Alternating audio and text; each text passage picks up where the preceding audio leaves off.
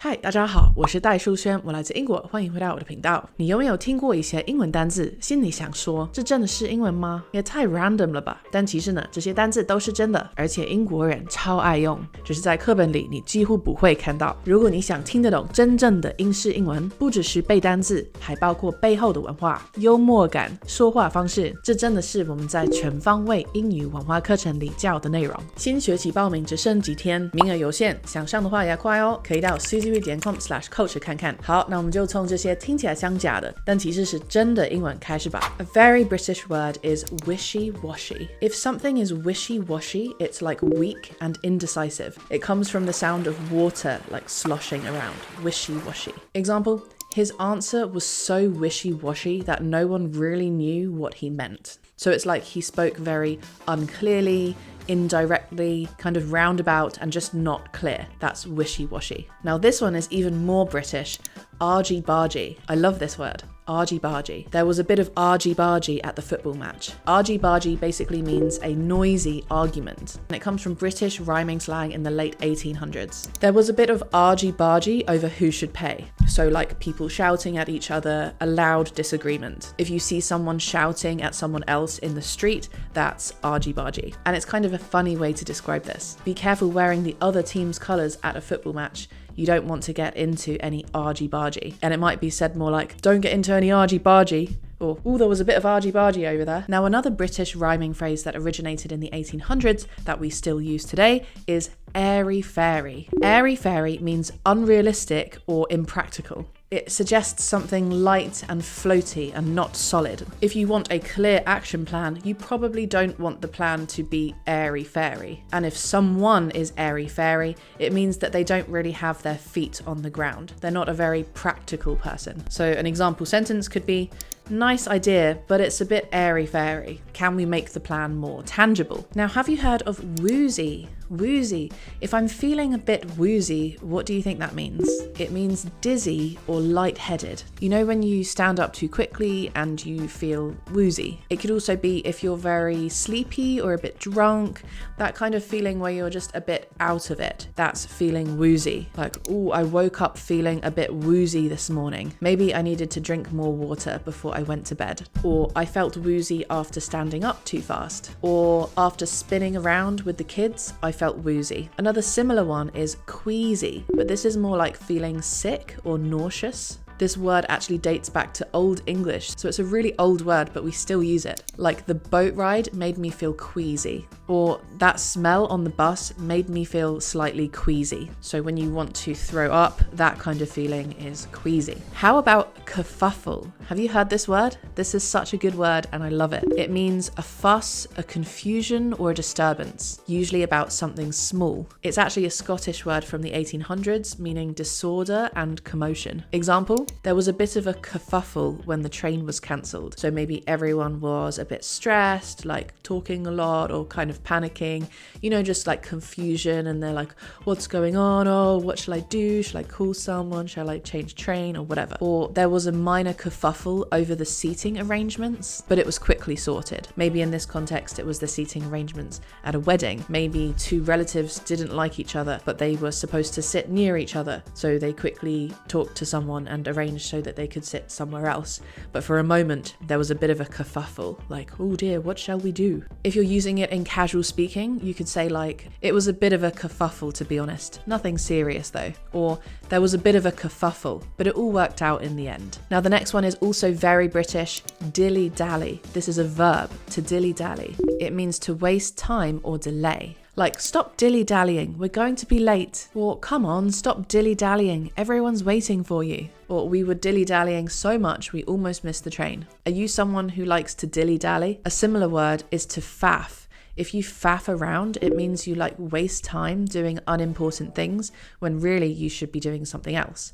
Like if you're supposed to leave for the airport, but you're still brushing your hair and getting ready and getting changed, that is faffing around. If you faff a lot, then you're probably also dilly-dallying, and this causes you to be late. I'm sure we all know someone who likes to faff around and dilly-dally. 你知道吗？英式英文很常用这种看似随意，甚至有点搞笑的词，来避免太直接，加一点幽默默，或在不把话说死的情况下表达立场。这也是为什么我们的全方位英语文化课程将带你真正走进英国人的日常生活、价值观，还有他们怎么思考事情。如果你好奇我们平常聊哪些内容，可以到 susiewu.com/culture 看我们的年度课纲。你会发现这些主题其实非常贴近日常，也很有深度，这也是我们的学生最常给的回馈。在这门课里，每周都有一支我亲自制作的文化影片，每周都有小班课程，有友善专业的母语英文老师带领，所有老师都经过我亲自筛选与认可。这门课很适合想扩展国际视野、想用英文思考、聊天、表达观点的人，不管你是中级或高级程度，都非常适合。新学期报名只剩最后几天，真的要快。好，我们继续吧。Next up, we have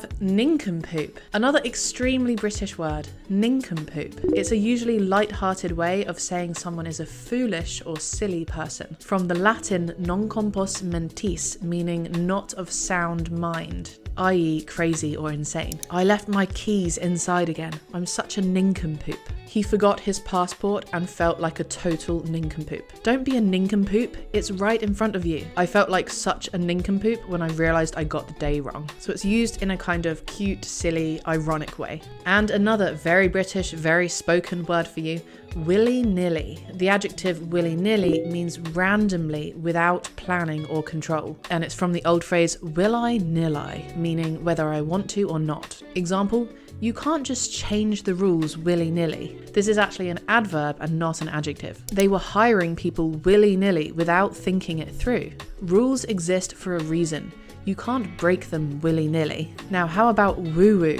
This one's used a lot these days. It means overly mystical or spiritual, and it has a skeptical undertone. If you're saying something is woo-woo, you're saying that it's spiritual and that you don't really believe it. So this is more modern slang. I like yoga, but some of the woo-woo stuff is a bit much for me. That sounds a bit like woo-woo to me, to be honest. I don't think it's grounded in science. I'm open-minded, but I don't go in for anything too woo-woo. He started talking about energy fields, and it all got a bit woo-woo. Is there anything that you think is woo-woo? Lots of people think that feng shui is woo-woo. I don't really agree these days. How about you? Now, another very British one, codswallop. Codswallop means complete nonsense, like rubbish talk.